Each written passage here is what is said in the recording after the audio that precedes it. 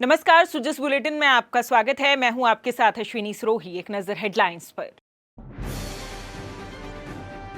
मुख्यमंत्री ने राजस्थान मसाला कॉन्क्लेव 2025 का किया उद्घाटन। प्रदर्शनी का अवलोकन कर विभिन्न योजनाओं के लाभार्थियों को चेक किए वितरित।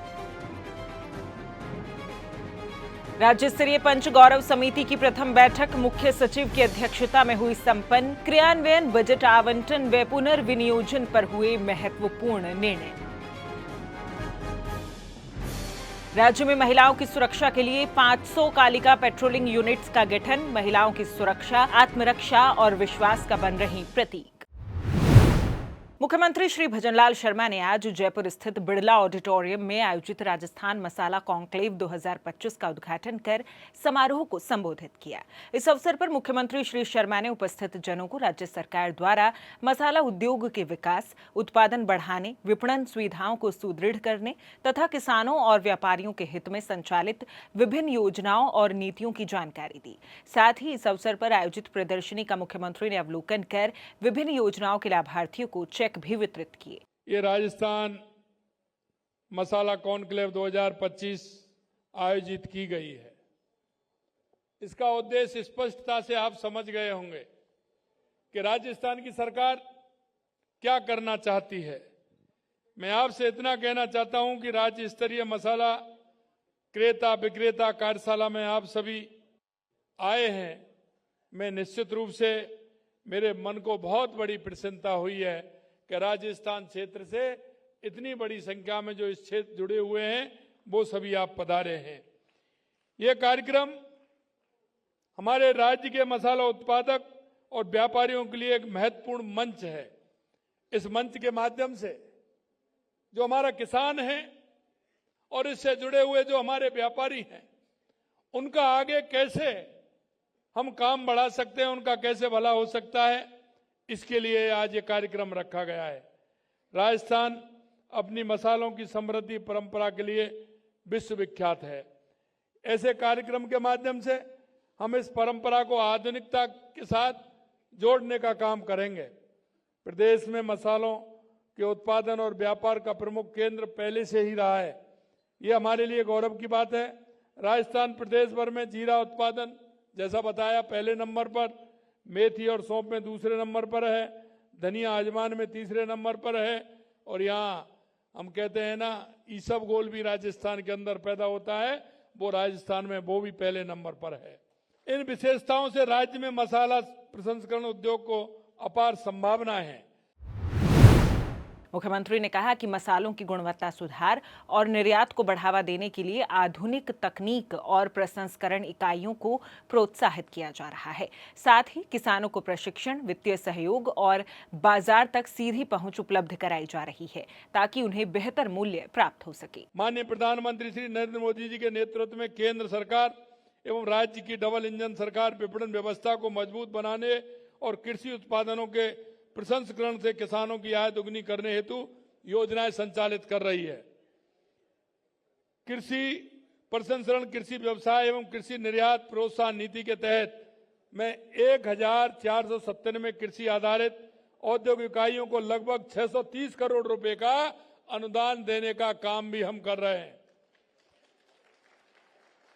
कृषि आधारित उद्योगों को प्रसंस्करण इकाई में राज्य के करीब 3,504 करोड़ रुपए का निवेश हुआ है। मुझे ये बताते हुए भी खुशी है कि गत वर्ष आयोजित राइजिंग राजस्थान ग्लोबल समिट 2024 में विभिन्न निवेशकर्ता द्वारा राज्य में कृषि उद्योग में निवेश करते हुए बढ़ चढ़ करके रुचि दिखाई है। मुझे आपको ये बताते हुए खुशी है कि राज्य में कृषि प्रसंस्करण एवं आधुनिक तकनीकों को बढ़ावा देने और निवेशकों को प्रोत्साहन हेतु अगले साल की शुरुआत में ग्लोबल राजस्थान एग्रीमेंट मीट का आयोजन किया जाएगा। मुख्यमंत्री श्री भजनलाल शर्मा से आज राजस्थान विधानसभा में अखिल भारतीय रैगर महासभा के प्रतिनिधिमंडल ने मुलाकात की। इस दौरान प्रतिनिधिमंडल के सदस्यों ने संत स्वामी आत्माराम लक्ष्य की पैनोरमा निर्माण के भूमि आवंटन के लिए मुख्यमंत्री का आभार जताया। इस दौरान विधायक श्री राम सहाय वर्मा, रैगर महासभा के राष्ट्रीय अध्यक्ष श्री BL नवल सहित प्रतिनिधिमंडल के सदस्य मौजूद रहे।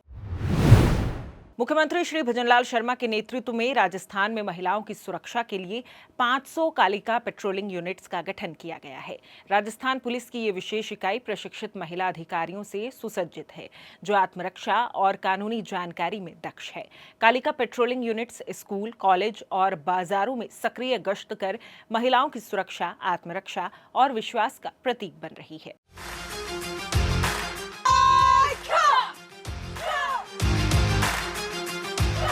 राजस्थान पुलिस के अंदर कालिका पेट्रोलिंग यूनिट का गठन दिसंबर 2024 में किया गया है। माननीय मुख्यमंत्री महोदय की बजट घोषणा में 500 पेट्रोलिंग यूनिट बड़ी अच्छी तरीके से सभी जिलों में काम कर रही हैं। इनका जो मुख्य मैंडेट है वो यही है कि महिला अत्याचार या महिला सुरक्षा संबंधी कोई भी मुद्दा होता है तो उसके लिए हमेशा अपनी सेवाएं देने को तैयार रहती हैं। Rajasthan police Kalika patrolling unit का गठन करने के लिए श्रीमान सीएम सर भजनलाल जी शर्मा को ढेर सारी शुभकामनाएं और धन्यवाद। मुख्य सचिव श्री सुधांश पंत की अध्यक्षता में आज सचिवालय में राज्य स्तरीय पंच गौरव समिति की प्रथम बैठक आयोजित हुई। बैठक में पंच गौरव कार्यक्रम की प्रगति, जिला स्तरीय कार्य योजनाओं एवं नोडल विभागों के प्रस्तावों की समीक्षा की गई। चयनित जिलों को बजट आवंटन और पुनर्विनियोजन से जुड़े विषय भी एजेंडे में शामिल रहे। मुख्य सचिव ने निर्देशित किया कि कार्यक्रम के प्रभावी क्रियान्वयन और सतत मॉनिटरिंग के लिए राज्य एवं जिला स्तर पर समितियां सक्रिय रहें और उपखंड स्तर पर नियमित समीक्षा सुनिश्चित की जाए। उन्होंने कहा कि योजनाओं को समयबद्ध कार्य योजना के अनुसार लागू किया जाए, विभागों के बीच समन्वय सुदृढ़ किया जाए और पंचायत स्तर तक विशेष अभियान चलाकर अधिकतम लाभार्थियों तक पहुंचा जाए। साथ ही वित्तीय प्रावधानों और बजट उपयोग की नियमित समीक्षा कर कार्यक्रम का लाभ समय पर और पारदर्शी तरीके से जनता तक पहुंचाया जाए। आयोजना विभाग के निदेशक श्री विनेश सिंघवी ने बताया कि पंचगौरव कार्यक्रम को राज्य सरकार ने फ्लैगशिप योजना घोषित किया है। उन्होंने बताया कि सभी जिलों से कार्य योजनाएं प्राप्त कर उनका परीक्षण संबंधित विभागों से कराया जा चुका है। उन्होंने बैठक के एजेंडा में कई महत्वपूर्ण विषयों पर चर्चा की। इनमें जिला स्तरीय समितियों से प्राप्त 406 करोड़ रुपए की कार्य योजनाओं पर विचार, नोडल विभाग की अनुशंसा पर 86.18 करोड़ रुपए का बजट जिलों को आवंटित करने पर चर्चा और 100 करोड़ रुपए के प्राविधिक बजट को विभिन्न मदों में पुनर्विनियोजित करने का प्रस्ताव प्रमुख रहे। इसके साथ ही प्रत्येक संभाग के जिलों को 50 लाख रुपए और अन्य जिलों को 25 लाख रुपए अनटाइड फंड उपलब्ध कराने के विषय पर भी विचार विमर्श किया गया। और अब बात राजस्थान विधानसभा के चतुर्थ सत्र की। शिक्षा मंत्री श्री मदन दिलावर ने आज विधानसभा में कहा कि प्रदेश में राजकीय विद्यालयों के भवनों एवं शौचालयों का सर्वे जारी है। इसके उपरांत विद्यालयों में चरणबद्ध तरीके से शौचालयों का निर्माण भी किया जाएगा। उन्होंने कहा कि उच्च प्राथमिक व उच्च माध्यमिक विद्यालयों में पृथक से बालिका शौचालय बनाए जाएंगे। शिक्षा मंत्री प्रश्नकाल के दौरान सदस्य द्वारा इस संबंध में पूछे गए पूरक प्रश्नों का जवाब दे रहे थे। आपको बता दें कि राजकीय विद्यालयों में स्वच्छ भारत मिशन के अंतर्गत शौचालय निर्माण हेतु पंचायती राज विभाग को प्रस्ताव प्रेषित किए जा चुके हैं। माननीय अध्यक्ष महोदय, हमारा स्कूलों के साथ साथ ही शौचालयों का सर्वे भी जारी है, लगभग हो गया और उसको हम चरणबद्ध तरीके से सभी शौचालयों की मरम्मत कराएंगे। चरणबद्ध तरीके से सबको ठीक कराएंगे।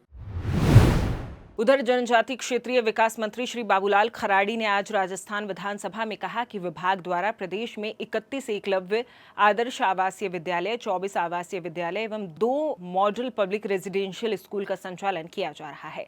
उन्होंने कहा कि केंद्र सरकार के जनजाति कार्य मंत्रालय के अधीन संचालित राष्ट्रीय आदिवासी छात्र शिक्षा समिति द्वारा एकलव्य आदर्श आवासीय विद्यालयों में रिक्त पदों की भर्ती की जाती है। अध्यक्ष महोदय जी, बोलिए, आप अपना बोलिए। 31 विद्यालय तो ये हमारा से जो केंद्र द्वारा संचालित है और 24 हमारे आवासीय विद्यालय हैं जो राज्य सरकार देखती है।